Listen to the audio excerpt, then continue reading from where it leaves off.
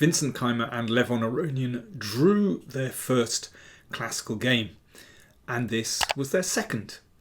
Now, this had a really explosive finish, so stick around. You won't have to wait for too long before there's some real drama on the board. Right, let's have a look at the baseline. Where are the pieces today? So we've got the bishops in the corner, we've got the queen over there, and of course there's symmetry. It's generally a good idea to try to make sure that these pieces get into the game fairly quickly. So let's see how the players attempted to do that. Aronian went with d4. In fact, in the other games, we saw f4 and e4. So anyway, this one on the board, just claiming some space in the centre. f5. So we very often get these moves in Fischer random chess, looking like a kind of Dutch or a kind of mirrored Sicilian. So this f-pawn opens up the bishop, which looks very reasonable. And now c3 from Aronian. So that starts to bring the queen into the game. So you can see straight away it attacks the pawn. g6. And knight d2. So the knight comes off the back rank, and it might well support that pawn advancing to e4 to make, the first pawn break in the middle. Knight d6. And, I wonder about perhaps playing e4 straight away there, actually. It's possible for white. I mean, another way to play for black might have been c6. That opens up the queen. And perhaps after this, opening up bishop, d5. And we've got a strange kind of stonewall pawn structure. Anyway, knight d6 played. g3 brings this bishop into the game. I don't know what's happening with the g1 bishop at the moment. e5. So Keymer actually makes the first pawn break in the position. So it looks okay at first glance, but actually there is quite a drawback to this move. An exchange of pawns, and the bishop gets pushed back, and that one frees this bishop. So the bishop on g1 coming into the game with tempo, bishop's retreats, and queen d3. It's a very good move. We're often told don't bring the queen out too early in the game. Here it's really appropriate, because what white might like to do is move the knight and then get castled on the queen's side very quickly. So that's the idea behind moving the queen out. And actually on d3 it's a pretty safe square. And just check out black's major pieces. Now it's going to take some time before that queen actually gets off the back rank. So for the moment, it's going to take some time for the king to clear out of the middle to get castled. So this is already a little bit tricky for black. a5 by Keymer. So he's looking perhaps to activate the rook via a6. That does mean the king could be stuck in the middle. a4, that just cuts out complications. You could bring the knight out, but then that start could get a bit tricky. So a4 just keeps it very simple. Knight e6, knight off the back rank. Knight b3. So Aronian is already in a position to castle queenside, and once the rook reaches d1, it'll get there in one move, then that is absolutely in the right place for attacking black's king.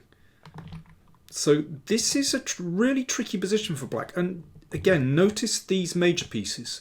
That queen on b8 simply can't move. The a7 square is covered by the bishop. So if the queen isn't moving, the king isn't stepping out of the middle. So this is already quite a difficult position for black. Now Keymer plays g5. Now he's desperate to distract white somehow by playing g5. But I really like Aronian's intent now with his next move. Instead of taking this or perhaps defending this, he just castles. So this is played in exactly the right spirit. Basically, not bothering too much about a measly pawn, but just connecting the rooks. So that rook in the middle, and black's king is stuck in the middle. And look at how beautifully coordinated white's pieces are compared to black's. We've got split rooks. We've got the queen on the back rank as well. It's already very difficult. So pawn takes pawn. Again, Aronian just isn't concerned with that pawn. He just brings his knight into the game.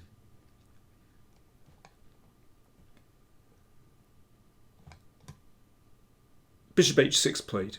So that points in the direction of the king, but the king just steps out of the way. Pawn takes pawn, and queen takes. So actually, yes, white is a pawn down, but the queen finds an excellent position, looking in both directions. And you never know, black has to be a little bit careful here. Watch out for a check here as well. At the moment, it's actually no threat, but, well, for example, if this rook's exchanged off, then suddenly there's a threat to check on h4 and win the bishop. So this is a really tricky position, and Keymer was, eating up a lot of time here. Bishop takes, so okay, he wants to try to simplify. Rook takes, but white's pieces are still beautifully placed. Both bishops very active. I know they're on the back rank, but they're really wonderfully placed on these diagonals. And the major piece is very strong as well. Knight takes, bishop takes. Yeah, major pieces and bishops work very well together. This almost looks like, a position, a game from a simultaneous display, where you'd see, the simul giver, the grandmaster, playing with white, and the opponent, almost like a beginner, forgetting to castle. I mean, it's a desperate position for black already. I understand Keymer is a very, very strong player, but he misjudged it badly. It's looking grim. Rook a6, so he's trying to bring the rook into the game. An excellent move from Aronian. He thought for just over 16 minutes and played e4. He's just cracking things open. And basically he's calculated this beautifully. Pawn takes pawn. Bishop takes pawn. Now, black has to play the bishop here, but it's a tremendous position for white. I mean, one could just snaffle a pawn here, and black is still so poorly coordinated. So knight takes. This is what happened. Rook takes. Now, if rook takes rook, that actually leads to mate straight away, like that on the back rank. So rook ae6. So the rooks have managed to coordinate. However, it's too late. Queen g7, threatening mate on d7. If queen c8, then you can exchange and check here and mate.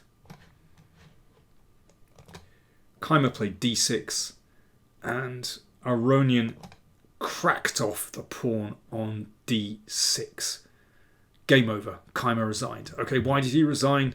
Well, let's just look at the different captures. So first of all, if rook takes, exchange on e8, take the bishop and take the queen. Thank you very much. And if pawn takes, a check on b6 and rook c4 and mate next move. Well, we may as well put the position on the board. Wow. So 20 moves. Rook takes d6 was the 20th move. 20 moves. A very clean knockout from Aronian, who goes through. It's really interesting to see that in a position that's unfamiliar to the players, then some really big errors of judgment come into play. And here, if we get to this position after, let me see, Queen D, yeah, 7 Queen D3. Now, I'm not saying black is lost here, but it looks to me as though Knight D6, which was played on the third move, that was an error of judgment because somehow it blocked in black's pieces. And, you know, even if the pawn moves from c6, it's not very comfortable. And suddenly, I mean, it's very hard to judge this. In fact, Aronian had a really strong initiative from this point. So, yeah, it just shows how easy it is to go wrong when you're unfamiliar with the position. So, Aronian goes through into the semi-finals. Abdusatorov drew against Ding, so he goes through. And Caruana drew with Gukesh. He goes through. And, well, Carlsen defeated Firuzja in the second classical game. And I'm actually recording this in the middle of their tiebreak, so I don't know what happened there. But Carlsen did win the first game. Anyway, we can catch up with that later. Don't forget, Chessable sale on at the moment. My 2 courses, the Kalashnikov and Anti-Sicilians for Black, are on sale at the moment. You'd be mad to miss it. Thanks for watching.